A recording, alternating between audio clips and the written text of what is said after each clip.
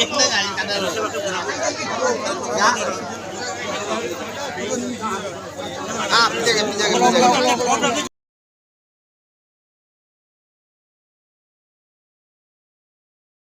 xin lo cái này luôn rồi. Hao rồi. Hao lắm hao gì. Anh xin đăng sang. Hao nó mình ngắn ra để ăn bấm bấm này được cái ngoài này. Hao rồi. Mình ngắn ra để. Hao mà. Ngắn ra để ăn bấm này được cái này mình ngắn ra để. Lo lo. Lo.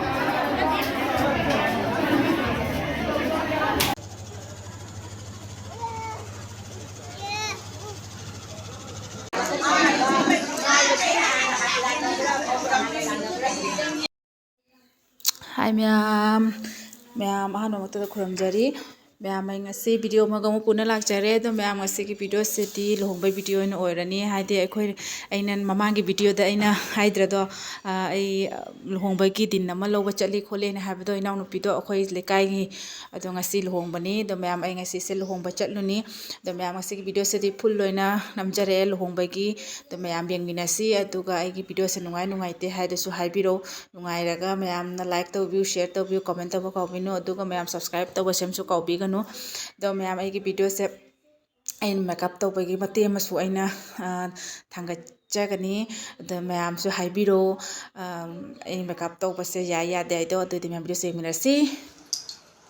ini ma'am makeup to hojarage ko makeup ki sem ulage han badai cream tairani cream tai loiraga primer tairani primer taiba loiraga concealer tairani adu matungda foundation tairani adu matungda face powder tairani aidi ai just ai se aidi kaino gini ko khoi eyes ki jawda bida haidi mamai gi ne ba hai se product aidi cream kari ka use to bodo aduni huji haijari se mit ki su dum dorokani the ma'am kari hai ne tei di loraga sum yang minar se gi makeup se loraga do kamai tawri hai do ma'am su dum haibiro u soiba yawraga su dum takla u do di ma'am video se makha ta na yang minarasi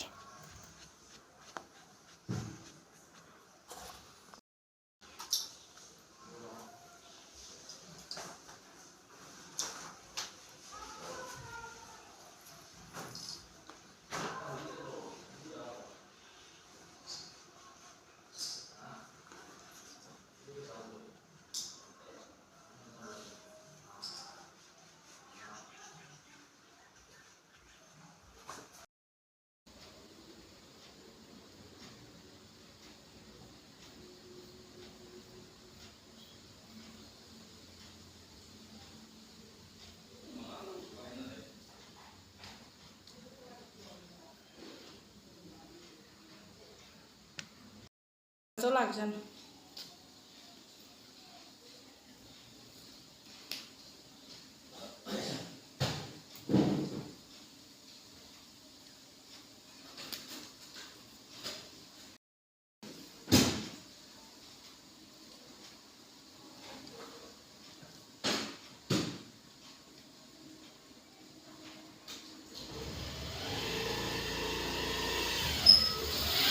ma'am ai hozik makeup to ba loire e sanali konsui si jalle to hojai dress set lani to ma'am loire to ma'am kamai to hai do comment da hai biro aidi hai mangam jadre phajari ra phajadra hai do sumina kara hai jabodo ado sum tawjabani ma'am do ma'am no comment da sum hai biro didi ma'am ko hojai ready one loire ado hojik thoni to ma'am su comment da hai biro makeup se kamai tawri hai do phajai phajata hai do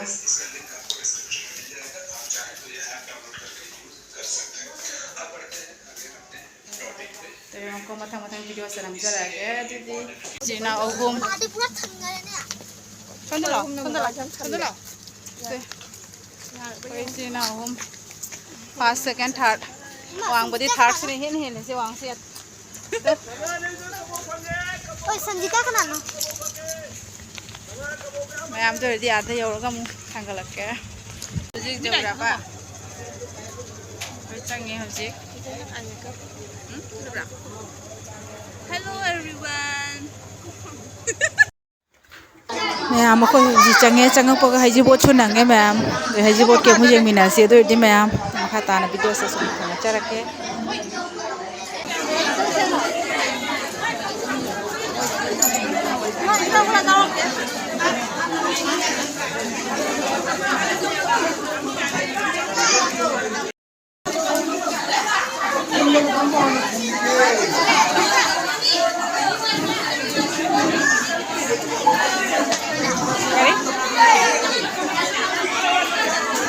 cái đấy ấy thì bông ngồi rồi gì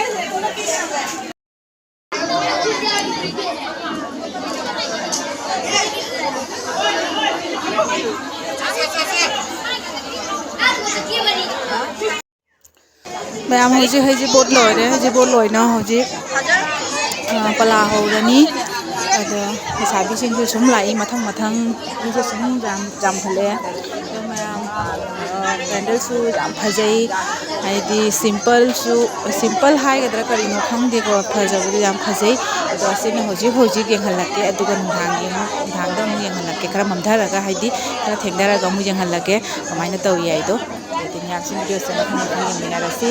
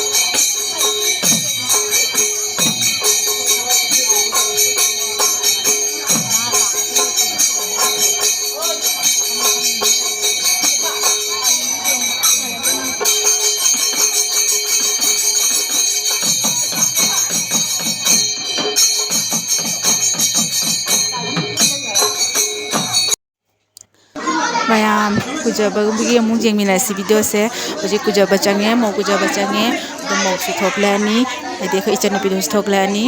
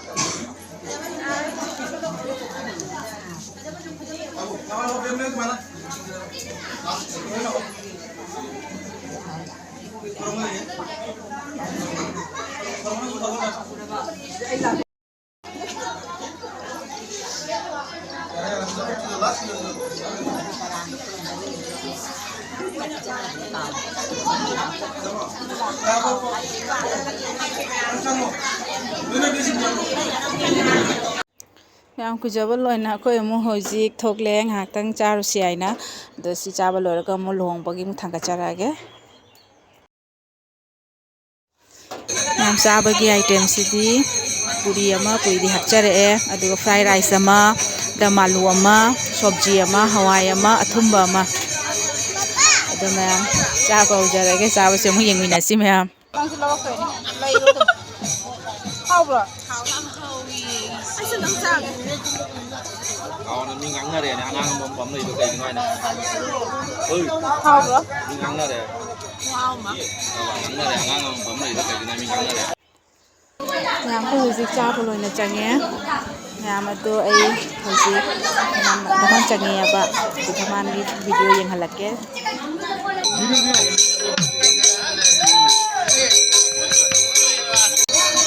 ꯃꯌꯥꯝ ꯍꯧꯖꯤꯛ ꯁꯤ ꯂꯣꯏꯕꯒ ꯍꯧꯖꯤꯛ ꯙꯃꯥꯟ ꯆꯪꯉꯛꯑꯅꯤ ꯄꯂꯥꯁꯦ ꯂꯣꯏꯕꯒ ꯙꯃꯥꯟ ꯆꯪꯉꯒ ꯑꯃꯨꯛ ꯌꯦꯡꯃꯤꯟꯅꯔꯁꯦ ꯑꯗꯨꯑꯣꯏꯗꯤ ꯃꯌꯥꯝ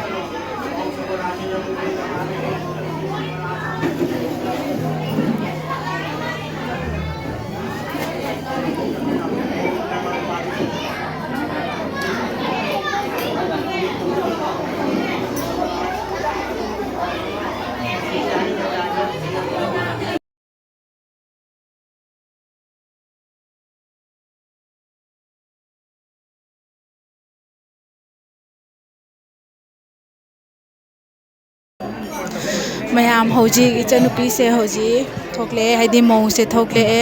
ꯍꯧꯖꯤꯛ ꯃꯥ ꯖꯇ꯭ꯔꯥ ꯇꯧꯔꯅꯤ ꯁꯣꯟꯕ ꯈꯣꯠꯄ ꯍꯧꯔꯅꯤ ꯑꯗꯣ ꯃꯌꯥꯝ ꯅꯤꯉꯣꯜ ꯍꯥꯏꯁꯦ ꯌꯥꯝ ꯅꯨꯡꯉꯥꯏꯇꯦꯀꯣ ꯍꯥꯏꯗꯤ ꯑꯁꯨꯛ ꯀꯨꯏꯅ ꯌꯨꯝꯁꯤꯒ ꯂꯩꯔꯝꯃꯒ ꯍꯥꯏꯗꯤ ꯉꯁꯤ ꯍꯥꯏꯕ ꯅꯨꯃꯤꯠꯁꯤꯈꯩꯒꯤꯗꯤ ꯃꯥꯁꯦ ꯃꯤꯒꯤ ꯍꯥꯏꯗꯣ ꯑꯣꯏꯈꯤꯗꯣꯔꯦ ꯅꯠꯇ꯭ꯔꯥ ꯅꯤꯉꯣꯜ ꯍꯥꯏꯁꯦ ꯁꯤꯅꯤꯀꯣ ꯌꯥꯝ ꯅꯨꯡꯉꯥꯏꯇꯦ ꯍꯥꯏꯗꯤ ꯑꯩꯗꯤ ꯏꯆꯟꯅꯨꯄꯤ ꯑꯗꯨꯃꯥꯏꯅ ꯈꯜꯂꯦꯕ ꯍꯥꯏꯗꯤ ꯑꯩꯒꯤ ꯏꯆꯟꯅꯨꯄꯤꯗꯨꯒꯁꯨ ꯌꯥꯝ ꯂꯨꯅ ꯇꯤꯟꯅꯩꯑꯕ ꯃꯥꯁꯦ ꯑꯗꯨꯅ ꯌꯥꯝ ꯅꯨꯡꯁꯤ ꯏꯆꯟꯅꯨꯄꯤ ꯑꯗꯨꯃꯥꯏꯅ ꯂꯩꯃꯤꯟꯅꯩ ꯑꯁꯦ ꯅꯨꯡꯉꯥꯏꯇꯦ ꯃꯥ ꯆꯠꯈꯤꯗꯣꯏꯁꯦ ꯈꯟꯕꯗ ꯑꯗꯨ ꯑꯣꯏꯔꯒꯁꯨ ꯅꯤꯉꯣꯜꯅꯤꯅ ꯆꯠꯇꯕꯗꯤ ꯌꯥꯗꯦ ꯅꯨꯡꯗꯤ ꯌꯥꯝ ꯅꯨꯡꯉꯥꯏꯇꯦ ꯃꯌꯥꯝ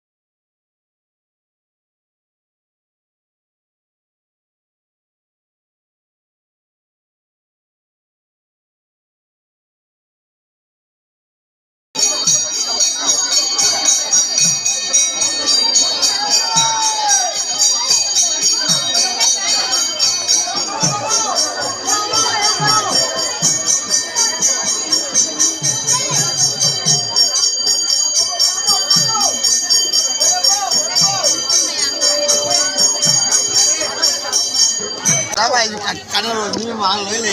nó ngày Canelo nhá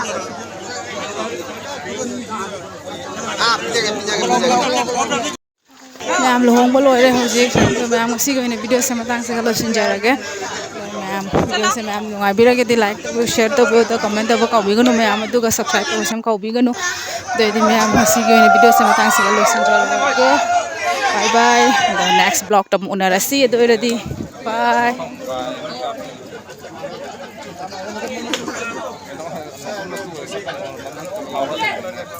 Langsung sila, hoi lah. Sila.